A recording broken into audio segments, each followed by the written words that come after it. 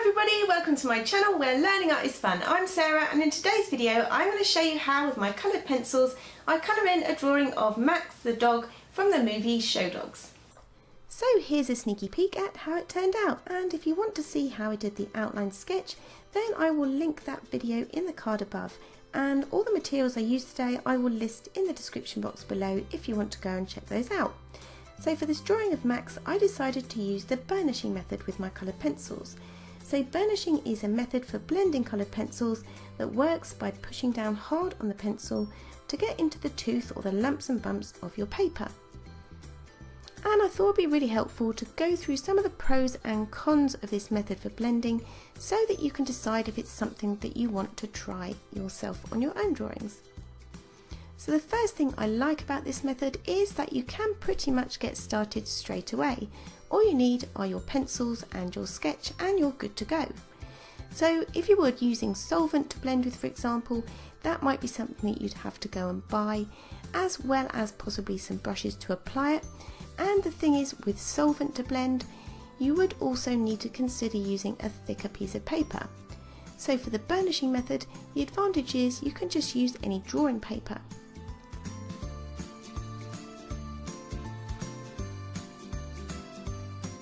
So the other thing that I like about the burnishing method is that it's easy to control and more predictable than possibly the method using solvent. So you lay down your pencil, you know exactly where it's going, and you can control how your drawing turns out a lot more easily than perhaps you can with solvent. But you can still achieve some really smooth finishes with this method too, and I think it's good for drawing skin and blocks of colour, like for example Max's glasses here, as well as things like hair and fur, because you can use a really sharp pencil to get in some really nice details. So on the drawing now, I've done the glasses and I'm just marking out the darkest area of Max's fur on his head. And as I've said before, it is really important to use a very sharp pencil so that you can get into that tooth of the paper. So one of the things with this burnishing method is that you do need to apply quite a lot of layers. And that can be good if you want to get a different mix of colours, and it's really nice for areas like fur and things where you've not just got one flat colour, but it can be time consuming, and that is one of the big cons of using burnishing as a method for blending. It is really slow, so you will need some patience, and you will also need to make sure that you've got enough time to complete your drawing. So this picture actually took me over 5 hours and I had to do it over 2 days. So that's something that you definitely need to bear in mind. Lots of patience, and allow yourself also lots of breaks in between. And that's because using this method, obviously because it's a lot slower, it can make your arm ache. So you do need to give yourself plenty of breaks in between those sessions that you're doing.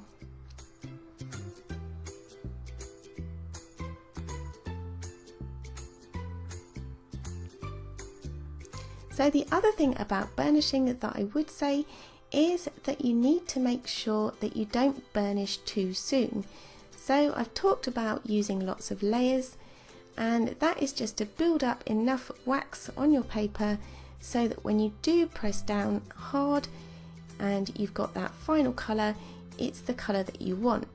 So the reason for this is once you burnish, so you press down hard with your pencil, you flatten out the tooth of the paper. So this can mean that applying any other colour on top is really difficult because the pencil just slides around. So it's good for blending, but if you want to add different colours on the top, you don't want to press down on that tooth of the paper or burnish too soon. So that could be seen as a disadvantage because you can't keep on adding layers over and over again as you might be able to using the solvent method, which does preserve and protect the tooth of the paper. So one last disadvantage that I'm going to mention to using this burnishing method for blending is that you can, after you've applied lots of different layers, almost get a wax build-up on your drawing. So that can appear as almost like a film on the top of your drawing. Now you can remove this just with a piece of kitchen paper or tissue, but it just might be something to think about if that's not what you want to be doing. So it's not really a big problem, but it's just something worth mentioning. So to summarise then, to get the best out of this technique, I would advise that first of all you use the right pencils. So you use wax-based pencils because they work best for this technique. So try and avoid anything like watercolour pencils, certainly, even oil-based pencils, they don't work so well. So use wax-based pencils, keep them really sharp, apply lots of layers, and don't burnish too soon. And obviously, as we've mentioned, you need to take lots of breaks and plan your time out to make sure that you give yourself enough time. And I think if I was to do this drawing again, I would actually do a lot smaller version of this, because I think it was quite time consuming, and probably for a larger drawing you might want to use a different technique for blending. So perhaps that's a topic for another video. Perhaps I'll try out some different solvent or something like that, but let me know if that's a video that you'd like to see, if you'd like to see me trying out solvents to blend. So I would say then that it's good for smaller drawings, but also it's a really nice technique to get good smooth skin tones. It's good for blocking out colour, say for drawing cartoons and things.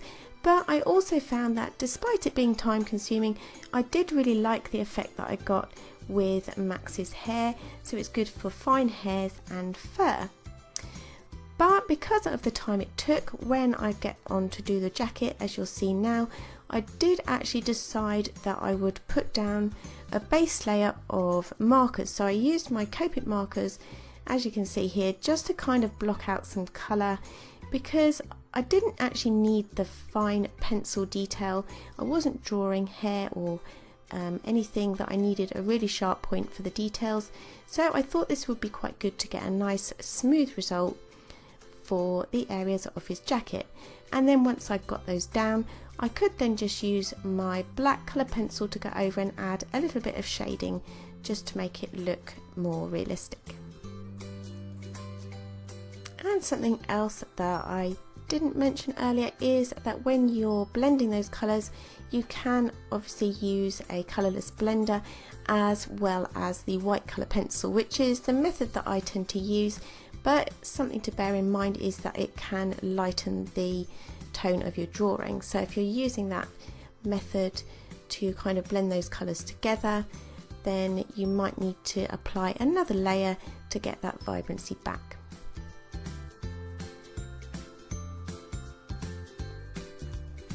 So this part of the jacket was a lot quicker, obviously, because I was able to lay down those Copic markers really quickly, fill in the tooth of the paper without having to do lots of layers, and then I could just simply mark in some of the details, so some of the creases to his jacket, using the colour pencil on top.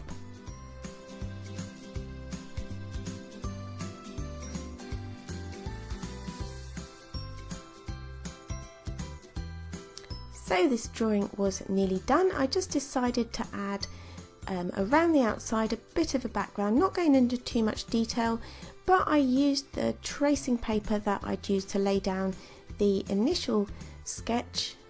If you've seen that video, then you'll know what I mean. If not, go and check it out.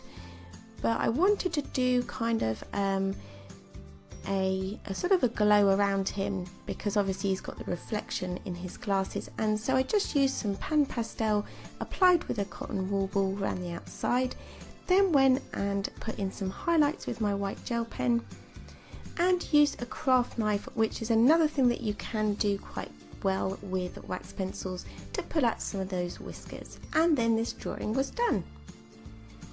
So I hope you liked this video and found it helpful.